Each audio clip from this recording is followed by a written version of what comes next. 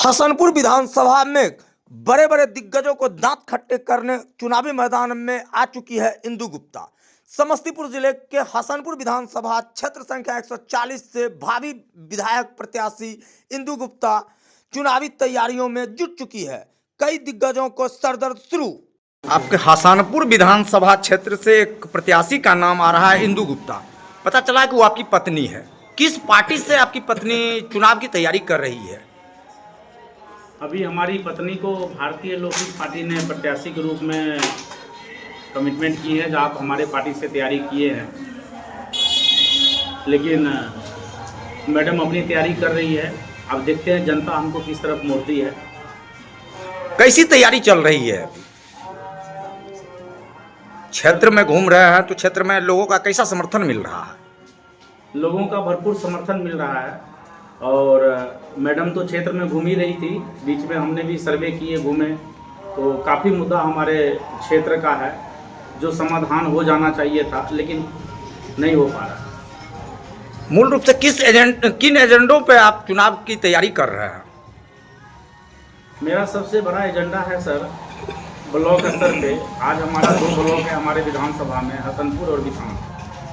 सरकार का सबसे बड़ी योजना ब्लॉक स्तर पे। एक चीज आप तीसरा ब्लॉक भूल रहे हैं। सिंघिया ब्लॉक भी आपके विधानसभा हसनपुर विधानसभा में, जिसका 5 पंचायत आपके हसनपुर विधानसभा में आती है। हाँ, 5 पंचायत है सर, लेकिन हम लोग हसनपुर में ही उसको काउंट कर रहे हैं। अच्छा। सिंघिया ब्लॉक का कुछ 5 पंचायत हमारे हसनपुर विधानसभा में आ रही है, लेकिन हम लोग 2 ब्लॉक में ही काउंट कर रहे हैं। ये तीसरा हम इसलिए पूछे क्योंकि आज तक सिंघिया का जो वो 5 पंचायत है, वहाँ के जनता का एक ही मानना है कि यहाँ के मतदाताओं को चुनाव जीतने के बाद कोई भी प्रत्याशी आज तक देखना भी मुनासिब नहीं समझते हैं, क्योंकि वो बोझा के आटी के समान में उसको समझते हैं। इसीलिए 5 पंचायत को साइड करके ही रखा जाता है। और आज आप भी वही बात को दोहरा रहे हैं कि 5 पंचायत को हसनपुर में काउंट कर रहे हैं। वो तो सिंघिया का क्षेत्र है। सर बिल्कुल सिंघिया का क्षेत्र है। हम हसनपुर में इसलिए काउंट कर रहे हैं, जो उनको हम हसनपुर में क्यों नहीं काउंट करें। वो मेरे विधानसभा से है और मैं उसको हसनपुर में सब दिन काउंट करूंगा। और रह गया देख रेख करने वाली बात, तो हम बिल्कुल उस 5 पंचायत को देखना चाहेंगे सर, जो पंचायत को कोई देखा नहीं है, बल्कि हर एक पंचायत पे हमारा निगाह है। तो चुनाव की तैयारी में आप बोल रहे हैं कि 3 पंचायत, दो ब्लॉक है या 3 ब्लॉक है। ब्लॉक में क्या गड़बड़ी है जिसके कारण आप चुनाव लड़ने की तैयारी में आए हैं? सर सबसे पहले सरकार का, स्टेट का और सेंट्रल गवर्नमेंट का जो भी योजना आता है हमारा ब्लॉक स्तर पे आता है। क्या आप बताइए मीडिया प्रभारी जी, और मैं आपके माध्यम से मैं जनता तक ये बात पहुंचाना चाहता हूं, क्या पेंशन योजना सही टाइम पे लागू हो रहा है? जो आवास विकास का जो भी परियोजना है सेंट्रल गवर्नमेंट का, प्रॉपर रूप से पूरी ईमानदारी से जो रेट सरकार तय कर देती है, इतना का हम मटेरियल, इतना का पैसा देंगे, वो पूरी जनता को मिल रहा है। तीसरा नंबर, रोड रास्ता जो मनरेगा के तहत बनता है सर, वो प्रॉपर रूप से बन रहा है। और अगर बन रहा है तो क्या उस पर मटेरियल सही लग रहा है? मूल रूप से जन कल्याणकारी योजनाओं को सुचारू रूप से संचालित नहीं होना आपका चुनाव लड़ने का एजेंडा बन गया। हाँ बिल्कुल आप कह सकते हैं सर, क्योंकि मैं एक छोटी सी बात करना चाहूँगा आपसे। अभी आप देखे होंगे जो पौधा के प्रति सरकार का बहुत बड़ा योजना है, जो हर एक क्षेत्र में पौधारोपण होना चाहिए, बिल्कुल होना चाहिए सर, मैं इसका समर्थक हूँ। लेकिन क्या PWD जब उसके साइड में, रोड के साइड में जब पौधा लगाता है, तो ये ऑब्जेक्शन करता है कि मेरे रोड में आप जो पौधा लगा रहे हैं अभी रुक जाइए, 2 महीने बाद लगा लीजिएगा, क्योंकि मैं नाला नहीं बनाया हूँ। मेरा 45 फुट का रोड पास है या मेरा 30 फुट का रोड पास है, तो मैं अभी सिर्फ 10 फुट बनाया हूँ। 20 फुट का रोड मुझे और संरक्षण करना है और उसमें नाला दे दूंगा, ताकि जो पौधा आप लगाएंगे वो सरकार का पैसा भी वेस्ट नहीं होगा और सुरक्षित भी रहेगा। क्या ऐसा काम PWD को नहीं करना चाहिए? अपने बगल में मतलब उसको पौधा लगाना देना चाहिए। अगर पौधा लगता है वहाँ, तो क्या जो भी हमारे वृक्षारोपण के जो टीम है, क्या वो PWD से आदेश लेता है? अगर आदेश लेता है सर, तो 6 महीना पहले जो पौधा लगता है उस पौधा को उपाड़ दिया जाता है, फिर उसमें से नाला निकाला जाता है। क्या ये सब जनता का पैसा वेस्ट खर्च नहीं हो रहा है सरकार को? क्या ब्लॉक पदाधिकारी इसका जिम्मेवार नहीं है, या हमारे विधायक जिम्मेवार नहीं है, जो हमारे क्षेत्र के विधायक है? तो आप जो ब्लॉक के मुद्दे की बात कर रहे हैं, इसके लिए तो आप ब्लॉक स्तर के चुनाव में भी इस बात का विरोध कर सकते हैं और समर्थन कर सकते हैं। तो ये विधानसभा का जो तैयारी आप कर रहे हैं, आपकी पत्नी विधानसभा चुनाव की तैयारी कर रही है, इसका कुछ और जैसे होगा ना कि जैसे अभी यहाँ हसनपुर विधानसभा में एक चीज़ देखने को मिल रहा है कि यहाँ के वर्तमान विधायक तेज प्रताप यादव जी चुनाव जीतने के बाद शायद अभी तक जनता के बीच में कभी नहीं आए हैं। देखिए, ये सारा जिम्मेवारी मैं तेज प्रताप यादव जी पे डाल रहा हूँ, क्योंकि इसका सबसे कारण उन्हीं पे जाता है, क्योंकि विधानसभा का मुखिया उनको बनाया गया है। अगर विधायक को हम लोग चुनते हैं तो पूरा विधानसभा का मुखिया उसी को बनाते हैं, लेकिन जब मुखिया जब ब्लॉक स्तर पे नहीं घूमने आता है, जब वो सर्वे नहीं करता है, तो हर एक उस क्षेत्र में, जो मेरे क्षेत्र में जो दुर्दशा हो रहा है, हर एक क्षेत्र में होता है। तो मैं अपील करूंगा, किसी भी क्षेत्र से जो भी विधायक चुन के जाते हैं उसको अपने क्षेत्र में दिखना चाहिए। आज जब चुनाव लड़ लेते हैं तब वो चले जाते हैं, और उसके बाद जब 4 साल 4.5 साल बीत जाती है, फिर कोई बड़ी पार्टी आती है, फिर जातिवाद वो अगर बना के और फिर चुनाव जीत लेती है, और जनता वहीं कोई ठगे रह जाती है। तो सर ये कब तक चलेगा? तो मुझे लग रहा है दिल्ली का जनता ने अपना जवाब दिया है, और एक झूठे मुख्यमंत्री को अपने पद से हटा के जो उनको सही लगा, मैं ये नहीं कह रहा हूँ, मैं बीजेपी के सपोर्ट में बोल रहा हूँ, उसने जिसको भी चुना बढ़िया किया है। उसी तरह बिहार के जनता एक विशेष व्यक्ति को बराबर एक ही चेहरे पे देख के थक गया है। तो मैं चाहूँगा, बिहार के जनता से अपील करूँगा कि इस बार आप विधायक पद का चुनाव उस व्यक्ति को जिताइए, विशेष व्यक्ति को, जो पार्टी आधारित नहीं हो बल्कि वो क्षेत्र के बेटा आधारित हो और बेटी आधारित हो। तो मैं अपील करूंगा, जो इंदु गुप्ता जी सक्षम हैं और वो अपने क्षेत्र में अपनी मुद्दा को रख सकते हैं। अगर आपको लगता है कि इंदु गुप्ता सक्षम है तो उसको वोट करें, और नहीं, अगर हमें जनता इंदु गुप्ता से ज़्यादा कोई क्षेत्र में विकास करने वाली कोई महिला या कोई जेंट्स है तो हम उसके समर्थन में जनता के कहने से आ सकते हैं। यहाँ तो जात पात का राजनीति हो रहा है बिहार में, यहाँ वोट का भी वही हाल देखने को मिलता है। तो सर, मैं इस बारे में, आप पढ़े लिखे हैं इसलिए आपसे मुझे बात करना बहुत आसान हो जाएगा सर। आज उत्तर प्रदेश और बिहार हम लोग दोनों एक ही दृष्टि में देखते थे, लेकिन मायावती का अगर जनसंख्या बोलिएगा तो वो सबसे कमज़ोर जाति से आती थी, लेकिन वहाँ का जनता विकल्प चुना तो मायावती जी के रूप में वहाँ लाया। तो विकास आपको दिखा कि नहीं देखा मायावती जी आने के बाद? प्रॉपर जहाँ आप हैं वहाँ विशेष देखने को मिल रहा है जात पात का राजनीति। तो जब सर यूपी अपना विकल्प चुना तो वहाँ का स्टेट आज नंबर 1 हो गया। तो मैं बिहार के जनता से भी अपील करूंगा, जो आप जात पात नहीं देख के आप समाज सेवी को चुनिए, क्योंकि आप विधायक बनाने जा रहे हैं, आप अपने पूरी क्षेत्र के मुखिया बनाने जा रहे हैं। तो मुखिया में सर जात कहाँ से आ गया? फिर हम लोग लोकतंत्र क्यों लाए थे?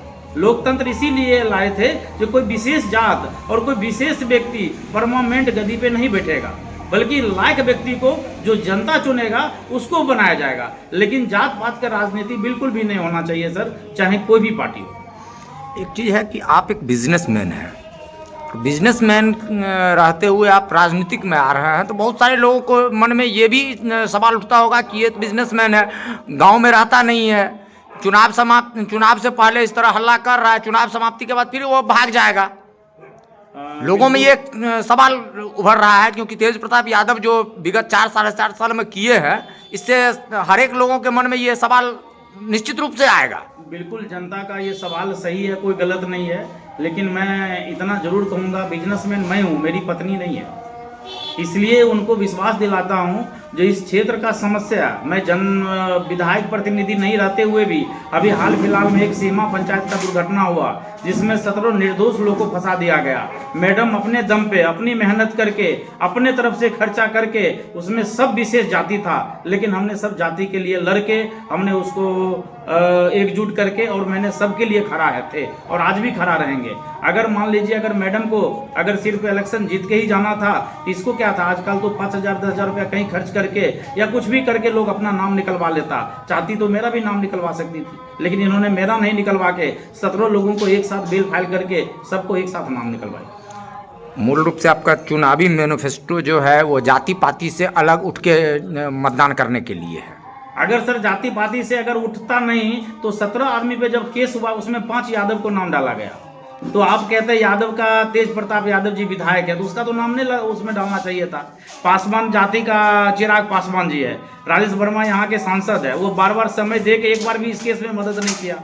तो आप कैसे कह सकते हैं सर हम जाति विशेष को अगर हम वोट डालेंगे, जनता से कहना चाहता हूँ, तो वो लोग भला होगा, भला हुआ होता तो उसमें सब जाति के लोग था। वैश्य जाति का भी 2 लोग था जिसका नरेंद्र मोदी खुद का प्रधानमंत्री है, लेकिन किसी का भला हुआ? नाई समाज का दुर्घटना हुआ। जननायक कर्पूरी ठाकुर का बात सब जाति अब सब पार्टी कर रहा है, लेकिन जब जननायक ठाकुर परिवार के जब किसी एक विशेष व्यक्ति को दुर्घटना में मौत हो जाता है तो उसको उठाने का काम इंदु गुप्ता करती है। तो क्या उस टाइम कहाँ था ऐसे बड़े बड़े पार्टी जो मतलब सिर्फ जाति के आधारित नाई ठाकुर जी को जननायक ठाकुर जी का फोटो लगा के उन पे फूल माला चला के उनको अभी राष्ट्रपति क्या दिए हैं, अभी कौन सा दिए हैं वो, भारत रत्न दिए उनको, उनके समाज को दिए। तो क्या सर ऐसे समाज को दुर्घटना होने पे किसी पार्टी के बड़े विशेष नेता को नहीं आना चाहिए? लेकिन उनको पता है जो लोग दबे कुचले हैं उसका अगर आवाज उठाएंगे, अगर वो आगे आ जाएंगे तो फिर हमारा राजनीति नहीं चलेगा। आप हसनपुर विधानसभा के मतदाताओं से क्या अपील करना चाहेंगे? मैं हसनपुर विधानसभा माताओं से यही अपील करना चाहूँगा, जो जितना भी माता मेरी बहनें हैं, सरकार का जो भी योजना है उस योजना में किसी को 1 रुपया देने का काम नहीं करे। अगर कोई व्यक्ति विशेष आपका घर में फोटो खींचने आता है, 5 रुपया का डिमांड करता है, तो आप इंदु प्रत्याशी का नंबर है, आप फ़ोन करिए, आपके साथ चल के आपसे वो रुपया भी बचाएगा और आपका बाकी आप गरीब है और सरकार की योजना माते हैं तो वो घर में दिलाने में सरकार का काम है, हम उसमें मदद कर सकते हैं। दूसरा नंबर, आप पार्टी विशेष और ऐसे लोगों को जब से मान लो लीजिए हमारा विधानसभा बना है, एक विशेष कुछ विशेष व्यक्ति ने टारगेट करके इस विधानसभा को घेरा हुआ है, इसको इस बार मकड़ी को जाल को फाड़िए और अच्छे जो आपका कार्यकर्ता आपके बीच में आता है, आपका बेटा या बेटी आता है, उसको चुनिए। इस बार जाति छोड़ के विकास वाले महिला को या पुरुष को आप चुनिए। आपका क्या नाम हुआ, शुभ नाम? सुरेंद्र गुप्ता, घर कटोसी, बिथान ब्लॉक कराने वाले हैं सर, पंचायत सीमा है हमारा। आप हसनपुर विधानसभा के भावी प्रत्याशी के रूप में आपका बहुत सारा पोस्टर बैनर हसनपुर विधानसभा के गली गली में देखने को मिल रहा है। क्या है इस पोस्टर का क्या मतलब है? सबसे पहले आपको प्रणाम और धन्यवाद। पोस्टर का मतलब आप देख के समझ ही गए होंगे कि हम यहाँ चुनाव लड़ने के इच्छुक में आए। बहुत सारे लोगों के मन में एक सवाल आता है कि पहले से यहाँ 2 पार्टी का नाम लोग सुनता है, आरजेडी हो या बीजेपी हो, 2 गठबंधन, एनडीए गठबंधन और इंडिया गठबंधन, जिसके प्रत्याशी का प्रचार प्रसार सब दिन मतलब नया साल हो या किसी ओकेजनली पोस्टर बैनर लगा दिया जाता है और उसकी संख्या कम, और इस बार इंदु गुप्ता की संख्या पोस्टर बैनर की संख्या ज़्यादा देखने को मिल रही है हसनपुर विधानसभा में। वो इसलिए मिल रही है कि मुझे लगता है यहाँ हसनपुर विधानसभा में कोई काम नहीं हो रहा। जो भी आते हैं जीत के चले जाते हैं, कोई विधायक हो। अगर विधायक काम करता, जब क्षेत्र में घूमे तो इसमें मुझे एक लेडीज ऐसा बोली, ये जो भाई मैडम हमारा हसनपुर विधानसभा और बेगूसराय पहले तो एक जैसा ही था, लेकिन बेगूसराय देखिए कितना आगे बढ़ गया, हमारा हसनपुर विधानसभा वहीं को वहीं क्यों रह गया। बोले इसका सबसे बड़ा कारण आपको पता होना चाहिए।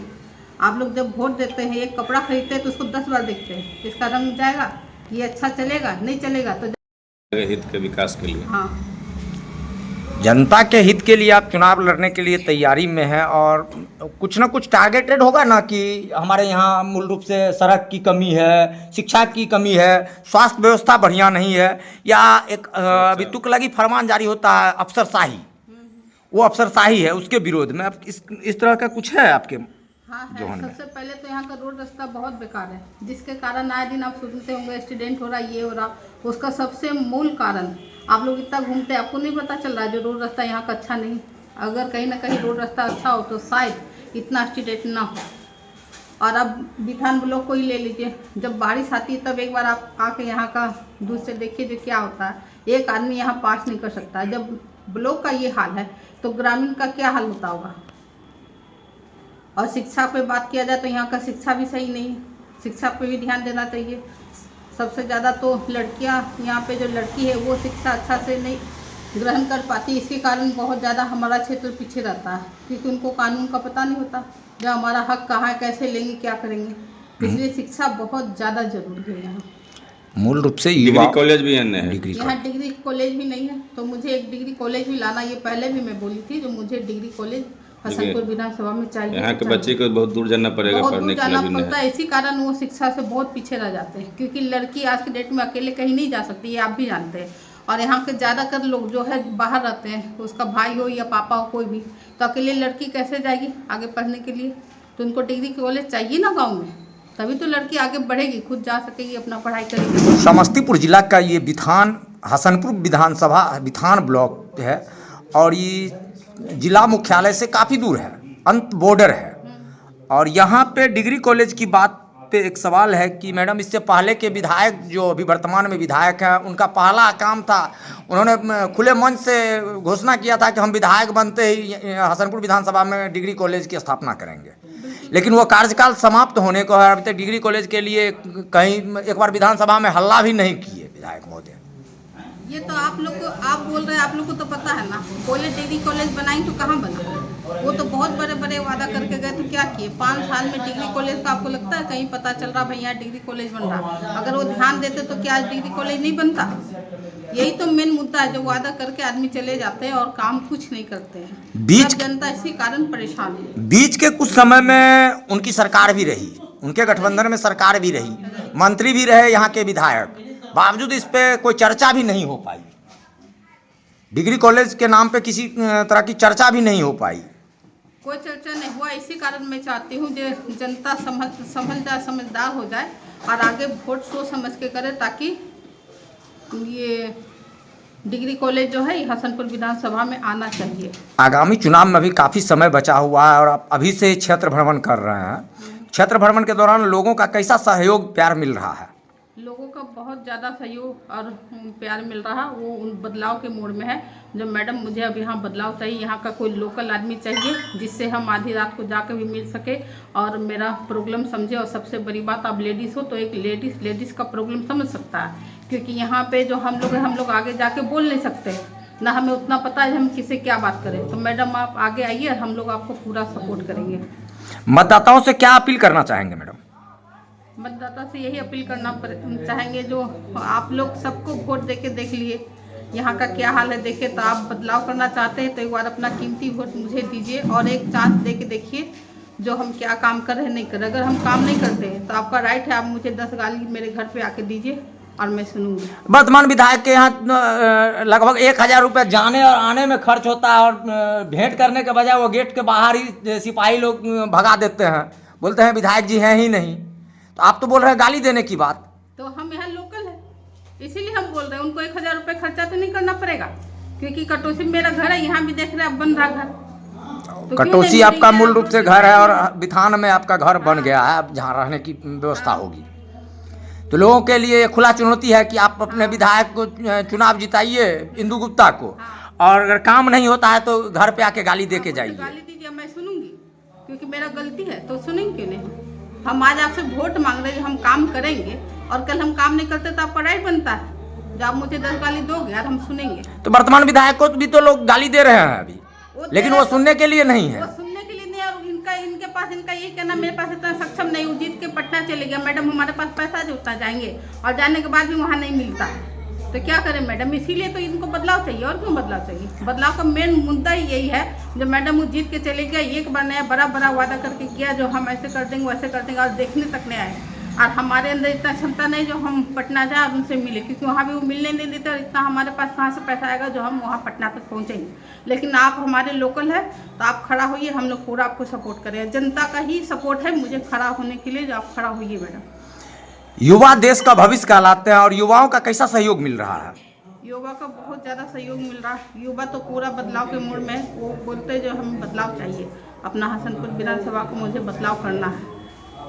तो सिंघिया का जो 5 पंचायत है आपके विधानसभा में, उसको साइड में छोड़िएगा तो नहीं? नहीं बिल्कुल नहीं छोड़ेंगे, उनको तो लेके चलेंगे। कैसे छोड़ देंगे, कैसे बात कर रहे हैं? क्योंकि अभी तक जितना भी विधायक बने हैं वो सब 5 हसनपुर विधानसभा के 5 पंचायत जो सिंघिया में है उसको साइड करके ही रखे हैं। वो तो यहाँ भी साइड करके रखे हैं, तो वहाँ का क्या कहना। वो तो इस 5 वर्ष में देखने को मिल रहा है, लेकिन इससे पहले तो सिंघिया के 5 पंचायत को सभी विधायक के द्वारा साइड ही किया गया है। सर कौन क्या किया उससे मुझे मतलब नहीं है, तो उसमें सुधार होगा आपसे? बिल्कुल सुधार होगा। मेरे हिसाब से जितना मेरा 38 पंचायत है सब पे सुधार होना चाहिए। तो पंचायत स्तर पर काम शुरू हो गया है आपका? पंचायत स्तर पे चुनाव की तैयारी आपकी शुरू हो गई है? शुरू हो गई। क्या नाम हुआ ma'am? Indu Gupta. Thank you. निःशुल्क जांच आंख जांच शिविर का आयोजन करवाया गया है, किनके द्वारा किया गया और किस उद्देश्य से कराया गया है मैडम? ये मैं करवा रही हूँ इंदु गुप्ता। जब क्षेत्र में घूमे तो बहुत बुजुर्ग महिला है जिनका आँख में बहुत प्रॉब्लम है, जैसे मोतियाबिंद हो गया या आँख से पानी गिर रहा, तो मुझे लगा जो ये डॉक्टर का सिविल रखना चाहिए और इनका आँख को दिखवाना चाहिए। क्यों आँख नहीं है तो दुनिया में कुछ नहीं, पूरा अंधेरा है, ये आपको अच्छी तरह से पता है। तो इसके लिए कोई शुल्क वगैरह भी लगेगा क्या? नहीं, कुछ भी नहीं लगेगा, फ्री ऑफ कॉस्ट है। ये कहाँ पे यह आंख जांच शिविर का आयोजन किया गया है? ये कुआ रोड पर एक बैंक्वेट हॉल बन रही है, वहीं पे रखा गया है। तो इसमें कहीं के लोग आके अपना इलाज करवा सकते हैं या फिर हसनपुर विधानसभा के? नहीं, कहीं से भी आ सकते हैं। और किसी को अगर आंख ऑपरेशन करवाने की आवश्यकता होती है तो उस स्थिति में क्या करना होगा? उस दिन डॉक्टर जांच करेंगे और लगता है जो इसका ऑपरेशन होना है तो 2 बस लगे रहेगी, वो समस्तीपुर से बस आएगी और उसमें उसको ले जाएंगे और ऑपरेशन करके फिर उनको घर पहुंचा। वो भी निःशुल्क ही रहेगा क्या? हाँ। और एक चीज़ और हम आपसे पूछना चाहते हैं मैडम कि जैसे किसी झोला छाप डॉक्टर को आप लोगों को बेवकूफ़ बनाने के लिए किसी झोला छाप डॉक्टर को आके बैठा दिए हैं कि आँख का ऑपरेशन करेगा, इसमें तो बहुत सारे लोगों को आँख खराब होने की भी आशंका रहेगी। इसीलिए मैं ये पूछ रहा हूँ क्योंकि बहुत सारे लोगों को ये लगता होगा कि मार्केट में जाएंगे 10,000 20,000 रुपये में हमारा आँख का इलाज होगा और आप फ्री में करवा रहे हैं, इसीलिए ये क्वेश्चन है। नहीं, ये समस्तीपुर के डॉक्टर आएंगे, आँख का ही डॉक्टर है, बहुत बड़ा हॉस्पिटल है उनका, पता कर लीजिए, वही आएंगे। आँख का ऑपरेशन भी समस्तीपुर में ही होगा? यहाँ सिर्फ जाँच का कैंप, जाँच होगा, जाँच के लिए कैंप लगाया जाएगा, जिसको आवश्यकता होगी उसकी जाँच ऑपरेशन किया जाएगा समस्तीपुर ले जाके। इसका खर्च सब आप बेयर कीजिएगा और उसमें अगर दवा वगैरह लगती है उसके लिए? दवा चश्मा कुछ भी लगता है, फ्री ऑफ कॉस्ट लगेगा, जनता को कुछ भी नहीं लगा। अगर उसी डेट में ऑपरेशन करवाने जाता है तो उनका 1 रुपया भी नहीं लगेगा, न किराया लगेगा, न पैसा लगेगा, न दवाई का पैसा लगेगा। और अगर दूसरे दिन जाता है तो उनका आने जाने का किराया लगेगा।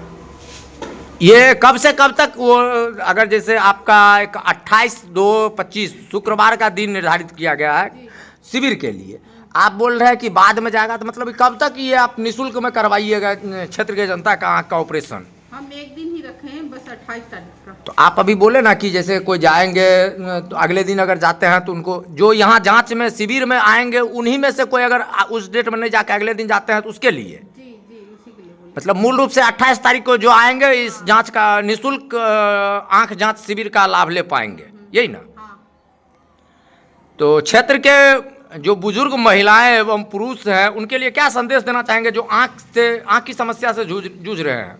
उनके लिए यही संदेश देना चाहेंगे जो ज़्यादा से ज़्यादा भीड़ में आए हो और अपना आँख का ऑपरेशन करवाए या आँख का जांच करवाए, उनको फ्री ऑफ कॉस्ट मतलब इलाज किया जाएगा और इनको यहाँ से ले जाएंगे समस्तीपुर, वहाँ ऑपरेशन होगा, फिर उनको घर पहुँचा दिया जाएगा। उनका कोई भी 1 रुपया भी नहीं लगेगा और उनका आँख ठीक हो जाएगा।